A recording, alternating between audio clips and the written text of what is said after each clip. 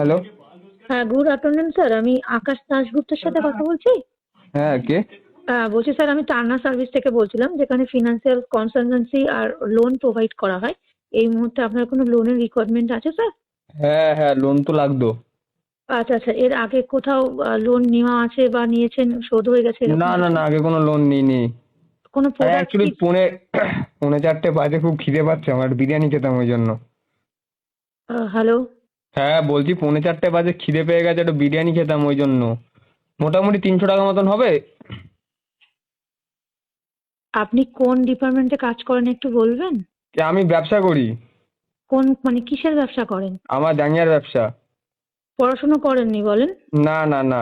বোঝা যাচ্ছে আপনার যে বাবা মাকেও নিয়েই পড়াশোনা করেননি, বোঝা যাচ্ছে। ফোনটা রাখুন, একটু জানেন না, ভর্তি শুনুন হন না। স্কুলে। আপনি শুনুন, ওই মমতা দি আছে না আপনাদের রেগে যাচ্ছেন কলকাতায়? কেন? মমতা দির আরে আপনি সঙ্গে একটু রেগে পড়তে যাচ্ছেন কেন? বসুন। রাখবো না, আপনি একটু পড়তে বসুন। আপনি আপনার রেগে কাকা দরকার নেই, আপনি জাঙ্গিয়া কেন? আপনি প্যান্টিরও ব্যবসা করুন, মমতা আচ্ছা। দিও দিয়ে দেবেন। আর বলবেন যে মমতা দিকে একটা ফ্রি দিচ্ছেন, আমি আপনাকে পয়সা পাঠিয়ে দেবো। বিরিয়ানি খাবেন? গরুর বিরিয়ানি, ছোড়ের বিরিয়ানি সব খাবেন। নিজের আপনি হাত আপনি না রেগে কাটলেও যাচ্ছেন কেন? আমি রাখছি না, আপনি নিজের হাতটাও জ্বালিয়ে দিয়ে বিরিয়ানি সবাই খেয়ে নিতে পারেন। আমি আপনাকে সাজেস্ট করলাম দাঁতটা একটু কম ছাড়াবেন।